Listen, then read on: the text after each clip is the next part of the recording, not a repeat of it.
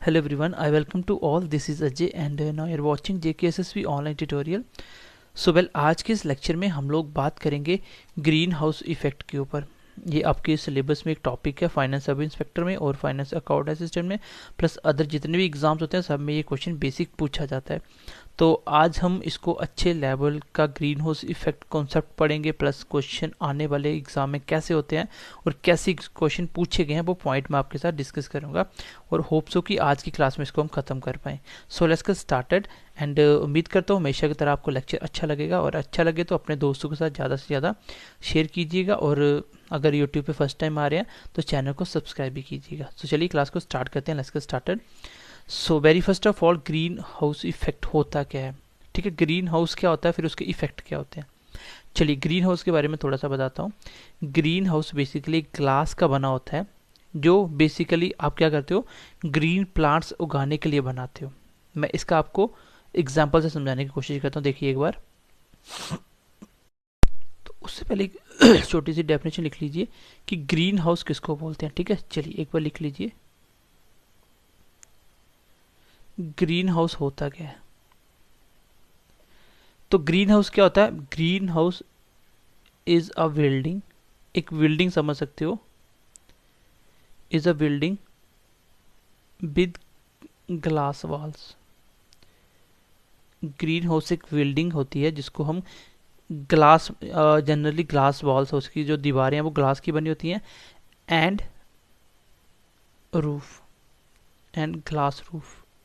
चलिए glass roof, एक building जिसकी दीवारें किसकी बनी होती है, ग्लास की। क्वेश्चन आता है एग्जाम में कि ग्रीन हाउस की वॉल्स या रूफ किसका बना होता है, तो वो आंसर होगा ग्लास का, ठीक है। ग्लास का बना होता है।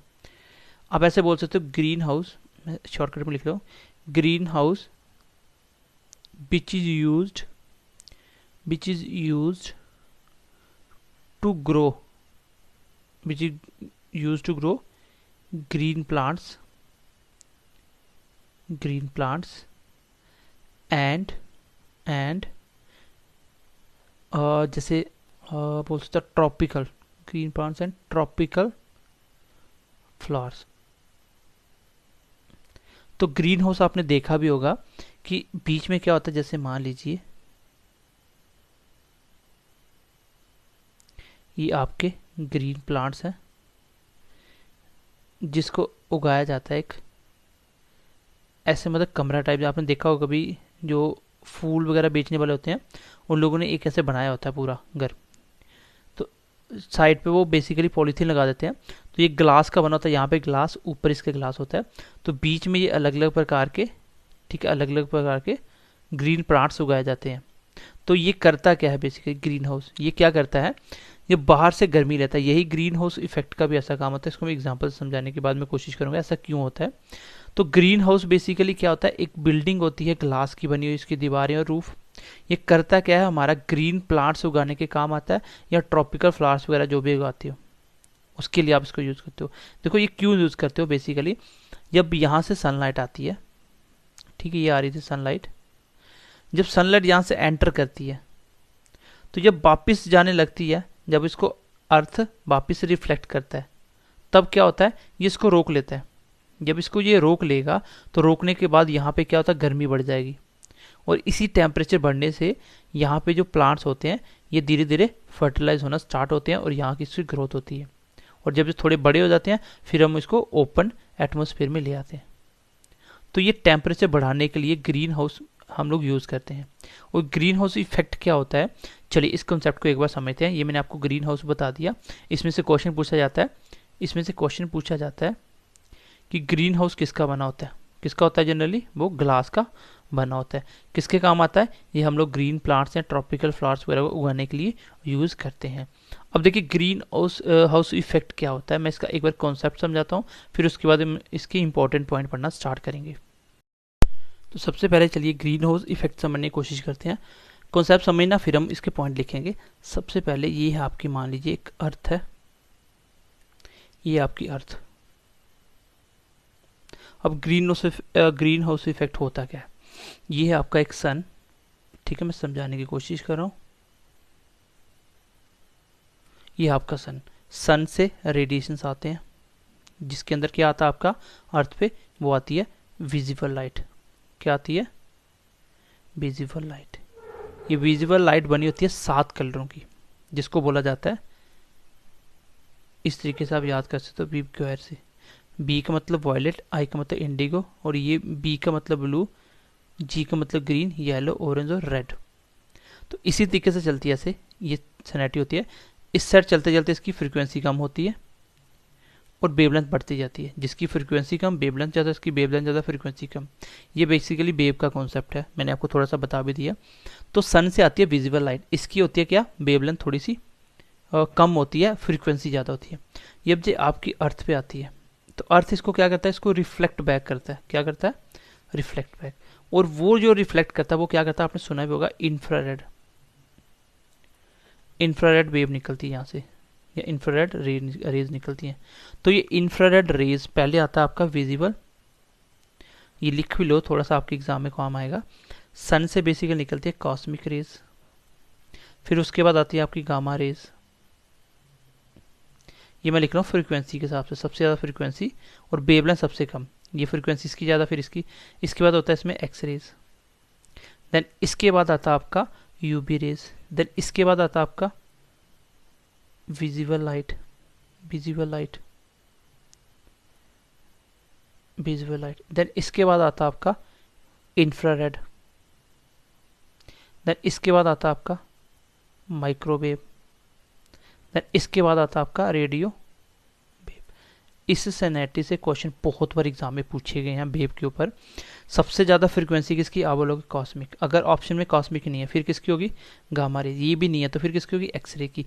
तो जैसे जैसे आप आगे बढ़ते जा रहे हो तो फ्रीक्वेंसी क्या होती जाएगी, कम। मैं बोलूँगा इसमें सबसे कम फ्रीक्वेंसी किसकी, आप बोलोगे रेडियो वेव।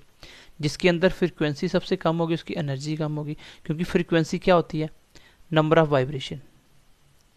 एक सेकंड में जितनी बार वाइब्रेशन होगी उतनी ज़्यादा फ्रीक्वेंसी होगी। तो जिसकी जितनी ज़्यादा वाइब्रेशन होगी उसके अंदर एनर्जी भी तो ज़्यादा होगी।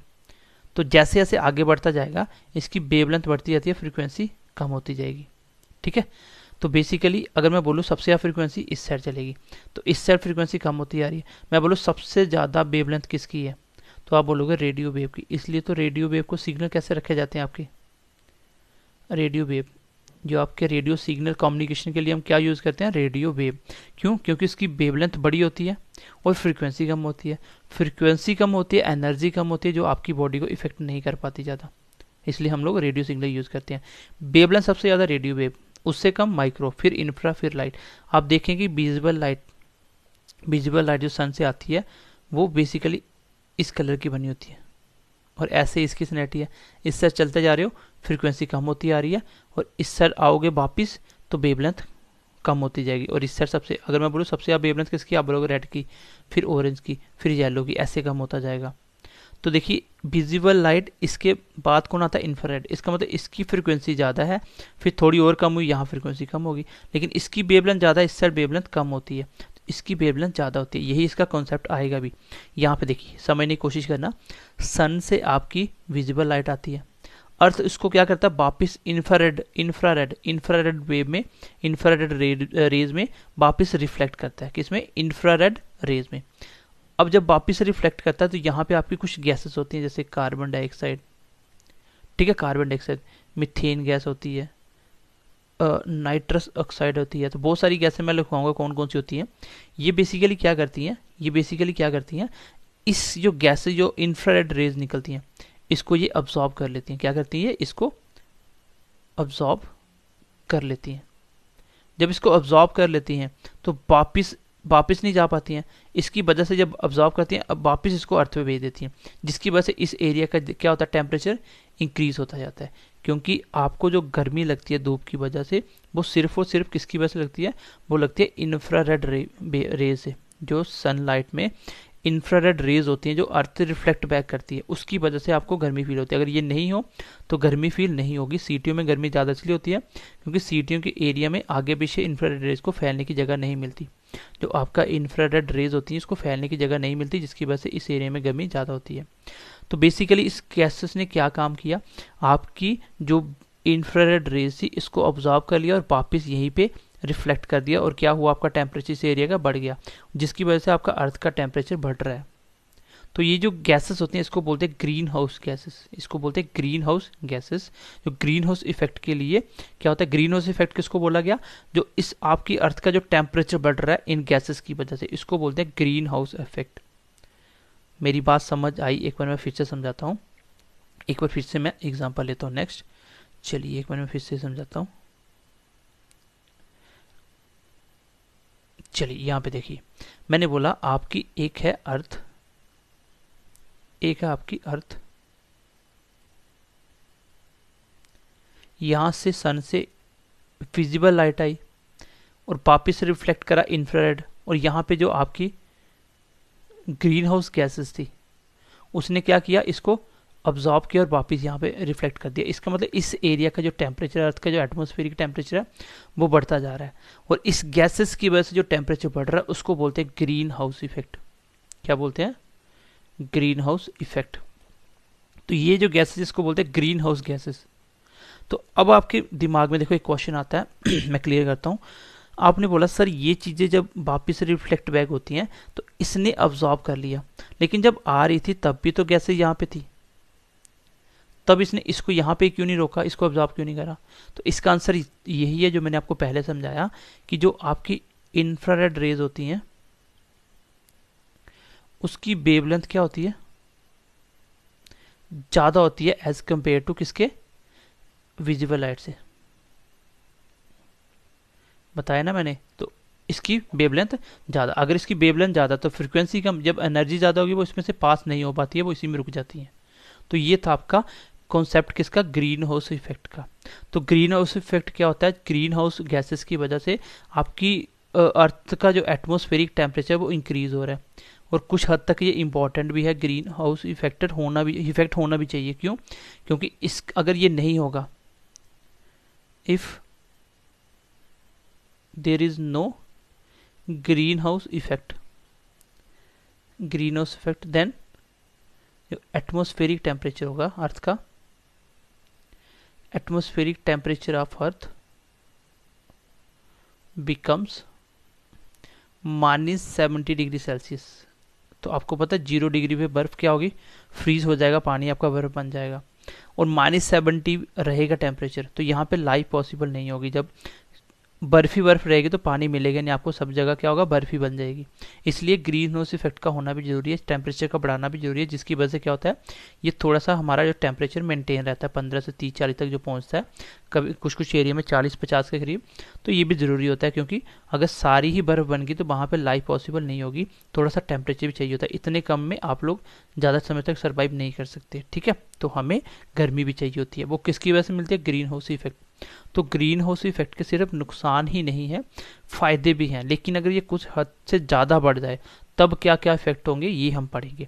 तो आई होप आपको ग्रीन हाउस इफेक्ट का कॉन्सेप्ट समझ आ गया होगा, जो मैंने आपको समझाने की कोशिश करी, ठीक है।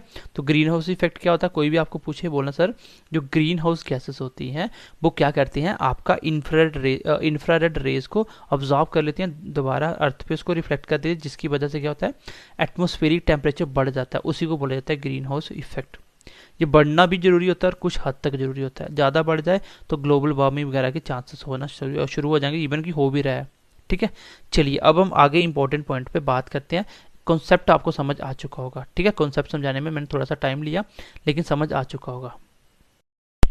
चलिए आगे हेडिंग दे लीजिए अभी, नेक्स्ट हेडिंग लिखिए, नेक्स्ट हेडिंग लिखिए कि ग्रीन हाउस गैसेस क्या होती हैं। एग्जाम में क्वेश्चन पूछा जाता है यहाँ से, ग्रीन हाउस गैसेस क्या होती हैं। तो आप बोल सकते हो greenhouse gases are gases, ये वो गैसेस होती हैं, are gases which which absorb heat, which absorb heat, that is reflect back by earth in the form of in the form of in the form of infrared wave।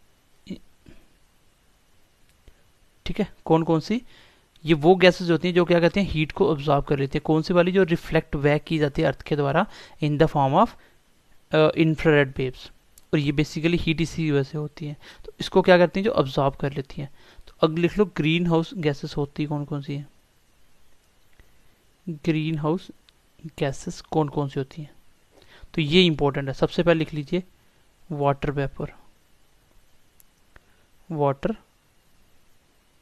Water vapour, water vapour. तो सबसे ज़्यादा green house effect इसकी वजह से होता है। किसकी वजह से होता है, सबसे ज़्यादा ग्रीन हाउस इफेक्ट किसकी वजह से होता है, आपका वाटर वेपर की, जिसका फॉर्मूला होता है H2O। तो आपको पता है गर्मी की वजह से पानी आपका इवेपोरेट होता है, धीरे धीरे पानी क्या होता है, सूखना शुरू हो जाता है, वो वेपर बन के हवा में जाता है। और ये सबसे ज़्यादा रिस्पॉन्सिबल होता है ग्रीन हाउस इफेक्ट के लिए, मतलब अर्थ का टेम्परेचर बढ़ाने के लिए। क्योंकि आपको पता है वेपर, जब गर्मी ज़्यादा होती है, जिस दिन गर्मी ज़्यादा होती है उस दिन क्या होता है, ह्यूमिडिटी ज़्यादा होती है। जब बारिश का मौसम होता है, गर्मियों में बारिश का मौसम होता है, तब क्या होता है, गर्मी ज़्यादा होती है। तो इस गर्मी की वजह क्या होती है, वाटर वेपर, क्योंकि इसमें ह्यूमिडिटी ज़्यादा होती है, पानी की मात्रा ज़्यादा होती है, और पानी से जब हीट पास होती है पानी गर्म होता है, क्योंकि पानी की जो स्पेसिफिक हीट होती है वो ज़्यादा होती है। जब एक बार गर्म होता है तो काफ़ी समय तक ये गर्म रहता है, और जिसकी वजह से क्या होता है, टेम्परेचर बढ़ता है। और सबसे ज़्यादा टेम्परेचर किससे बढ़ता है, ग्रीन हाउस इफेक्ट के, किसके, वाटर वेपर से। दूसरा होता है इसमें, आप बोल सकते हो कार्बन डाइऑक्साइड, कार्बन डाइऑक्साइड। और तीसरे नंबर पे आप लिख सकते हो नाइट्रस ऑक्साइड। इसमें एक्सेप्शंस होता है N2O, ये होता है, बाकी बोलोगे NO2, या आप बोल सकते हो नाइट्रोजन ऑक्साइड, या nitrogen dioxide, nitrogen oxide, nitrous oxide. तो ये होती है आपकी ग्रीन हाउस गैसेस। और ये दोनों कौन सी होती हैं, ये कोल्ड करने के लिए काम आती हैं। जैसे ये टेम्परेचर बढ़ा रही हैं, ये टेम्परेचर कम करती हैं। मैं बार बार बोल रहा हूँ कि ये इंपॉर्टेंट पॉइंट है। क्यों, क्योंकि यहाँ से क्वेश्चन आता है। N2O आपकी कौन सी गैस होती है, ये ग्रीन हाउस गैस होती है। N2O आपकी ग्रीन हाउस गैस होती है। NO2 NO ये नहीं होती, ये बेसिकली कोल्ड करने के काम आती है, टेम्परेचर बढ़ाती नहीं अर्थ का, ये कोल्ड करती है। तो ये इंपॉर्टेंट पॉइंट है। नेक्स्ट इसके बाद लिख लीजिए आप, इसके बाद आप लिख लीजिए नेक्स्ट चौथे नंबर पे लिख लीजिए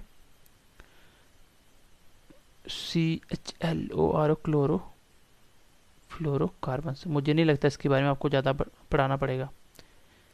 CFC मैंने आपको बताया था जब मैंने ओजोन लेयर बताया था। तो ये भी इसका एक कारण होती है, ठीक है, ये भी इसका एक कारण होता है। 5वें नंबर पे लिख लीजिए नेक्स्ट कौन सी होती है, वो होती है आपकी ओजोन। और आपको पता है आपकी ओजोन बनती है नाइट्रस ऑक्साइड से, क्या बनती है, ओजोन बनती है। और ओजोन कौन सी, ग्राउंड वाली, ग्राउंड ओजोन। और आपको पता है जोन कहाँ बनती है, स्ट्रेटोस्फेयर में, बताया था मैंने आपको। और मुझे नहीं लगता कि ओजोन लेयर और ओजोन उसकी डिप्लीशन इससे बेटर कोई पढ़ा सकता आपको, जो मैंने ओजोन के लिए पढ़ाया था आपको। मैंने बहुत अच्छे तरीके से एक्सप्लेन किया था। ओजोन लेयर क्या होता है, इसकी डिप्लीशन कैसे होती है, वो मैंने सब कुछ आपको बताया था बहुत अच्छे से। लेकिन ये कौन सी ओजोन की बात हो रही है, मैंने बोला था कि स्ट्रेटोस्फेयर में होती है, और कुछ ओजोन होती है टोपोस्फेयर में, ट्रोपोस्फेयर में। तो यहाँ पे इसको बोला जाता है जो पहली लेयर होती है अर्थ की, यहाँ पे होता है आपका ग्राउंड ओजोन। ये भी आपकी कहीं ना कहीं रिस्पॉन्सिबल होती है टेम्परेचर बढ़ाने के लिए। नेक्स्ट आप लिख सकते हो मिथेन गैस, CH4, ओजोन होता है O3, ठीक है। तो ये वो गैसेस हैं जो आपकी क्या होती हैं, मेन रिस्पॉन्सिबल होती हैं ग्रीन हाउस इफेक्ट के लिए। कोई आपको पूछे ग्रीन हाउस इफेक्ट क्या होता है, बोलना कि सर टेम्परेचर का बढ़ना, उसको ग्रीन हाउस इफेक्ट बोला जाता है। बोलेगा किसकी वजह से, आप बोलोगे कुछ ग्रीन हाउस गैसेस होती हैं जिनकी वजह से टेम्परेचर इंक्रीज होता है। तो उसके बाद पूछेगा एग्जाम में क्वेश्चन कि बताइए ग्रीन हाउस गैसेस कौन सी नहीं है, तो इन ऑप्शन से बाहर ऑप्शन दे देगा। जैसे अभी मैंने जस्ट आपको बताया ये वाला, ठीक है, ये इंपॉर्टेंट है, इसको मैं बार बार बोल रहा हूँ, ये इंपॉर्टेंट पॉइंट है, इसको नोट करके रखना। N2O आपकी ग्रीन हाउस गैसेस होती है, NO2 NO नहीं होती, ठीक है। तो ये आपको याद रखनी पड़ेगी कि ग्रीन हाउस गैसेस कौन कौन सी होती हैं। चलिए अब हम इसका सोर्स जान लेते हैं कि ये हमें कहाँ कहाँ से मिलती हैं, ठीक है, इसका हम सोर्स जान लेते हैं। नेक्स्ट चलिए सोर्स एक बार जान लेते हैं इसका। चलिए सबसे पहले लिख लीजिए पहले नंबर पे कार्बन डाइऑक्साइड, और आपको सोर्स उसका पता ही है, वाटर वेपर का सोर्स तो पता ही है, पानी, ठीक है। वो तो जितना ही पानी आपका ग्लेशियर कहीं भी पानी फॉर्म में है तो वो वेपर बनते हैं, वो वाटर हो गया। कार्बन डाइऑक्साइड लिख लिए। इसका सोर्स होता है basically main burning of fossil fuels. जो गाड़ियों में तेल वगैरह यूज़ करते हो उसका बर्निंग होने से तो कार्बन डाइऑक्साइड निकलती है वहाँ से। और दूसरा सबसे मेन रीज़न है वो है डिफॉरेस्टेशन। डिफॉरेस्टेशन डिफॉरेस्टेशन क्या होता है? जंगलों की कटाई करना। जब जंगलों की कटाई करते हो, जंगल काट देते हो, तब भी क्या होता है? आपकी कार्बन डाइऑक्साइड कम होती है, क्योंकि मैंने आपको बताया था कि जो आपके प्लांट्स है वो फोटोसिंथेसिस के थ्रू ऑक्सीजन बनाते हैं, और हम जो कार्बन डाइऑक्साइड छोड़ते हैं, जो भी ह्यूमन बींग्स पॉपुलेशन बढ़ने की वजह से कार्बन डाइऑक्साइड बढ़ रही है, तो प्लांट्स क्या करते हैं? बेसिकली कार्बन डाइऑक्साइड तो लेते हैं और वाटर लेके वो फोटोसिंथेसिस करते हैं सनलाइट और क्लोरोफिल की मदद से, जिसको C6H12O6 की फॉर्म में ग्लूकोज बनाते हैं, अपना खाना बनाते हैं प्लांट्स, और प्लस ऑक्सीजन देते हैं। यही होती है फोटोसिंथेसिस। तो बेसिकली कार्बन डाइऑक्साइड का सोर्स क्या हुआ? Burning of fossil fuels. Burning of fossil fuels तो ऑलमोस्ट सबका सोर्स है। Burning of fossil fuels almost हर एक का सोर्स है। और डिफॉरेस्टेशन क्या होता है? जब जंगलों की कटाई की जाती है, क्योंकि प्लांट्स कम होंगे, पेड़ कम होंगे, तो ऑटोमेटिकली कार्बन डाइऑक्साइड ज़्यादा यूज़ नहीं होगी प्लांट्स के द्वारा, और ये बढ़ जाएगी, जिसकी वजह से ये आपको पता ही है कि टेम्परेचर इंक्रीज करने के काम आता है। ठीक है। दूसरे नंबर पे मैंने क्या लिखवाया था? दूसरे नंबर पे जैसे आप लिख लीजिए, हाँ, ओजोन लिख लीजिए, ओजोन। ठीक है। चलिए ओजोन के बारे में पढ़ लेते थोड़ा सा। ओजोन क्या होता है? आपको पता है O3, बेसिकली ये तो स्ट्रेटोस्फेयर में होती है। कहाँ होती है? स्ट्रेटोस्फेयर में होती है। स्ट्रेटोस्फेयर में मोस्टली पाई जाती है, लेकिन कुछ ओजोन होती है जो आपकी ट्रोपोस्फेयर में होती है। बेसिकली ये बनती कैसे है? आपकी BOC गैसेस होती हैं, कुछ ऑर्गेनिक कंपाउंड होते हैं, जिसको बोला जाता है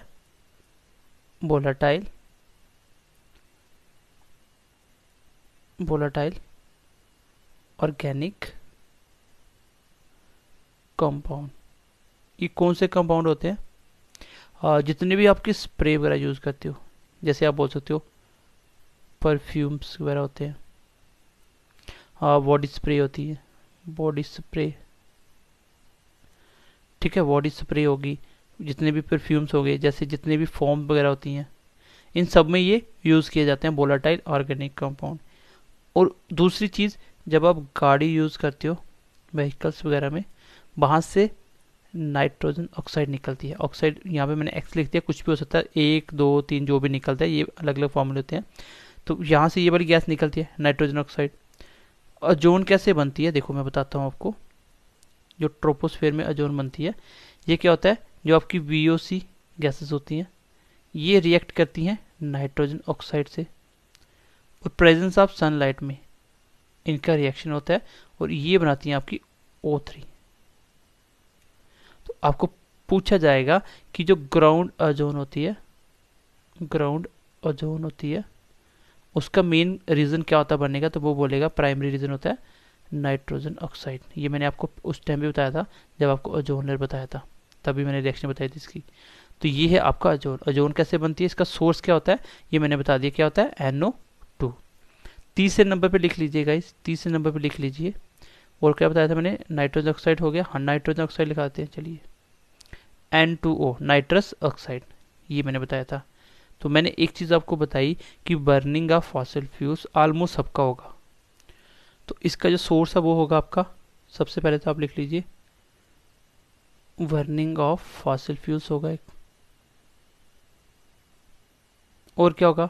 जो आप खेतों में फर्टिलाइजर वगैरह यूज़ करते हो, ठीक है, फर्टिलाइजर वगैरह यूज़ करते हो। और क्या होगा? और आप लिख सकते हो, हाँ, बर्निंग ऑफ लकड़ी वगैरह जलाते हो ना, उससे। तो ये इसके मेन सोर्स होते हैं N2O केमिकल से। मैं दोबारा से यहाँ पे बता रहा हूँ, NO और NO2 ये आपके ग्रीन हाउस गैसेस नहीं है, ये बेसिकली कोल्ड करने के काम आती हैं। ग्रीन हाउस गैसेस क्या करती हैं? टेम्परेचर को इंक्रीज करने के काम आते हैं, लेकिन ये क्या करते हैं? कोल्ड करने के काम आती है, डिक्रीज, उल्टा काम करती हैं। ठीक है, तो इस क्वेश्चन में गलती मत करें, एग्जाम में क्वेश्चन पूछा जाता है। चलिए, फोर्थ नंबर पे मैंने और क्या लिखवाया था आपका, देख लेते हैं एक बार। और क्या क्या लिखवाया मैंने आपका? मीथेन गैस है ना। चलिए, मीथेन गैस, आगे लिख लीजिए मीथेन गैस, जिसका फॉर्मूला होता है CH4। ये भी एक ग्रीन हाउस गैस होती है। और जितने भी आपके एग्रीकल्चर मैटर्स होते हैं, जो भी एग्रीकल्चर के रिलेटेड होगा, उस सब में मीथेन गैस निकलती है। जैसे आप लोग पैडी की खेती करते हो, उसमें भी अच्छी खासी मीथेन गैस बनती है। बर्निंग ऑफ फॉसिल फ्यूल तो सबका कॉमन है, बर्निंग ऑफ फॉसिल फ्यूल तो सबका कॉमन है, ठीक है। और कहाँ से निकलती है? और जैसे फर्टिलाइजर फैक्ट्रीज होती हैं, जितनी भी फर्टिलाइजर्स जो फैक्ट्रीज वगैरह होती है, वहाँ से निकलती है।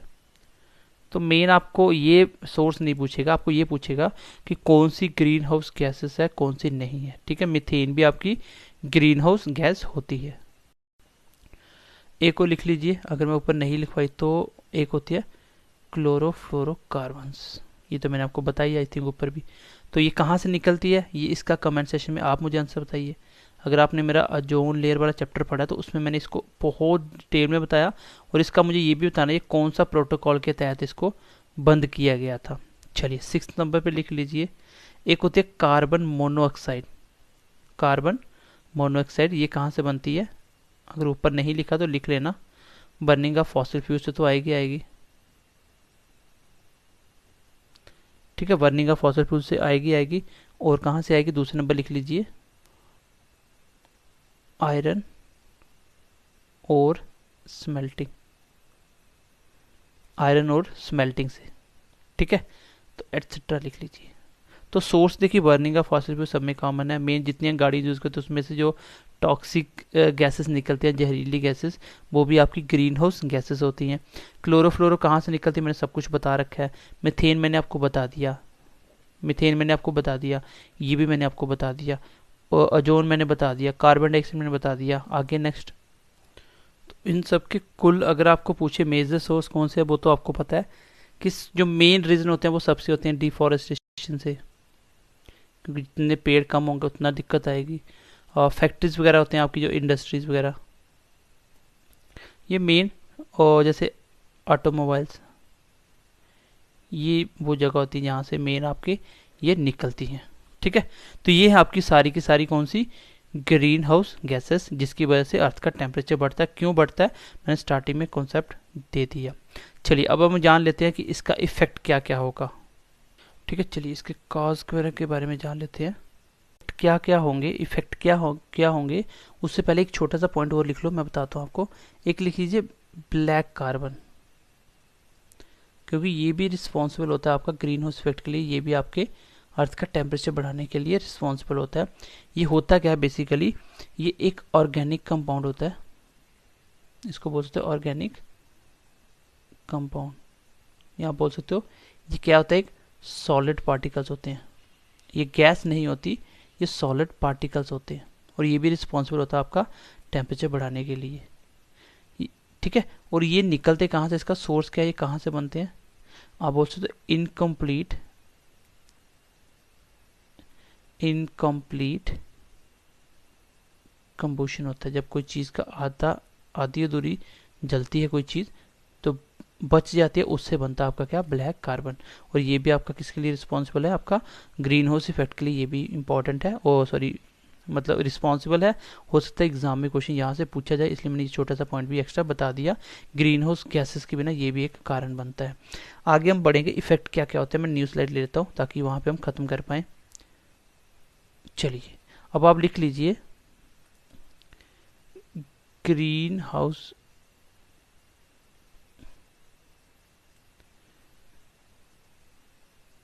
इफेक्ट से क्या क्या प्रॉब्लम होना स्टार्ट हो जाएंगी। सबसे पहले तो लिख लीजिए ग्लोबल वार्मिंग का सबसे मेन रीज़न भी यही है। ग्लोबल वार्मिंग क्या होता है, आपकी अर्थ का टेम्परेचर बढ़ने से आपके ग्लेशियर वगैरह क्या हो रहे हैं, मेल्ट हो रहे हैं, जिससे आपका सी लेवल बढ़ जाएगा। और उसकी वजह से क्या होगा, जितने भी उसके आसपास के एरिया वो धीरे धीरे उसके अंदर आना स्टार्ट हो जाएंगे, और वहाँ पे क्या होगा, बाढ़ आना स्टार्ट हो जाएगी। और जब ज़्यादा बढ़ जाएगा तो सबका नंबर आएगा, हर एक जगह पे पानी पानी हो जाएगा, क्योंकि 70% से ज़्यादा तो सिर्फ और सिर्फ पानी है आपकी अर्थ के ऊपर, जो कि ग्लेशियर की फॉर्म में मैक्सिमम जमा हुआ पानी। अगर टेम्परेचर बढ़ेगा तो वो पिघलना स्टार्ट हो जाएंगे। उसके बाद आप ऐसे ही बोल सकते हो मेल्टिंग ऑफ ग्लेशियर्स, ग्लेशियर, ये तो आप कॉमन सेंस से भी कर सकते हो अभी। ग्लेशियर पिघल रहे हैं, क्योंकि आपको पता है टेम्परेचर बढ़ने से क्या क्या होगा। ठीक है, उसके बाद आप बोल सकते हो changes in rainfall pattern. Rainfall का पैटर्न बिगड़ रहा है, आपको ही पता है। बिन मौसम की भी बारिश हो जाती है कभी कभी। तो क्या होता है, ये चेंजेस आ रहे हैं। जब बारिश नहीं होती थी तब बारिश हो रही है, जब होती तब नहीं हो रही है। तो ये चेंजेस आ रहे हैं, ये भी किसकी वजह से आ रहे हैं, ग्रीन हाउस इफेक्ट की वजह से। और क्या क्या हो सकता है, देखिए और क्या क्या हो सकता है, नेक्स्ट लिखिए। जैसे बोल सकते हो depletion of ozone layer. Ozone layer भी डिप्लीशन होगा, क्यों? क्योंकि आपको पता है कि ग्रीन हाउस गैसेस के अंदर ही क्लोरोफ्लोरोकार्बन आती है, जब ये भी बढ़ेंगी तो ये अपने आप डिप्लीशन होगा यहाँ पे। और क्या हो सकता है, और आप बोल सकते हो एसिडिफिकेशन हो जाएगा आपके, एसिडिफिकेशन ऑफ सी वाटर या रिवर्स वगैरह, जितना भी पानी है उसमें भी क्या हो जाएगा, एसिडिफिकेशन हो जाएगा। एसिडिक इफेक्ट आ जाएगा, एसिड बन जाएगी चीज़ें।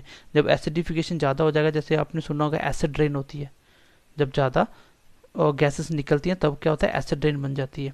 तो एसिडिफिकेशन हो जाएगा आपके पानी का, जिससे उसके अंदर जितने भी इकोसिस्टम है, जो भी फिश वगैरह जो भी है, सब कुछ क्या होगा, इफेक्ट होगा, और धीरे धीरे इकोसिस्टम आपका खराब होना स्टार्ट हो जाएगा। ठीक है, और क्या क्या हो सकता है, सोचिए और क्या क्या हो सकता है। ठीक है, और क्या हो सकता है, चलिए ये मैंने बता भी दिया। Rising of sea level, sea level बढ़ जाएगा, क्यों? क्योंकि ग्लेशियर पिघलेंगे तो सी लेवल अपने आप बढ़ जाएगा। तो ये कुछ इफेक्ट होते हैं जो आपके ग्रीन हाउस इफेक्ट की वजह से हो सकते हैं। तो ग्रीन हाउस इफेक्ट क्या होता है मैंने ये समझा दिया, उसके कॉज क्या क्या होते हैं ये समझा दिया, उसके इफेक्ट क्या क्या होते हैं ये समझा दिया। अब हम नेक्स्ट जो बचे हुए पॉइंट है मिसलेनियस, उस पर थोड़ी सी डिस्कशन कर लेते हैं। ठीक है, नेक्स्ट इसका कुछ बचा है नहीं, खैर चलिए इसी पे क्लास में ख़त्म करता हूँ। बाकी कुछ अगर होगा भी तो उसको मैं एमसीक्यूज में ख़त्म कर दूंगा। ठीक है, तो ये आपका ग्रीन हाउस इफेक्ट या ग्रीन हाउस गैसेस वाला कॉन्सेप्ट कंप्लीट हो गया। ग्रीन हाउस गैसेस वाला, जिसमें मैंने आपको पहले कॉन्सेप्ट समझाया, फिर मैंने आपको प्रैक्टिकली समझाने की कोशिश करी कि टेम्परेचर कैसे बढ़ता है और टेम्परेचर बढ़ने से क्या क्या होगा, ये आपकी कॉमन सेंस लगा सकते हो क्या क्या होगा। ठीक है, तो ये था आपका ग्रीन हाउस इफेक्ट वाला चैप्टर, और मुझे लगता है कि इतने से आपका हो जाएगा एग्जाम में क्लियर, क्योंकि काफ़ी हद तक मैंने आपको डिटेल करवा दिया। इसमें बहुत सारी चीज़ें आप खुद भी सोच सकते हो अब, क्योंकि कॉन्सेप्ट आपके पास है। ठीक है, और मेन इंपॉर्टेंट है इसमें याद रखना कि ग्रीन हाउस गैसेस कौन कौन सी होती हैं, एक तो ये याद रखना, उसके सोर्स क्या क्या होते हैं वो मैंने बता दिया, बाकी इसके इफेक्ट क्या है वो तो आप खुद भी सोच सकते हो। ठीक है, ये था आज का क्लास, और आई होप आपको क्लास समझ आई होगी।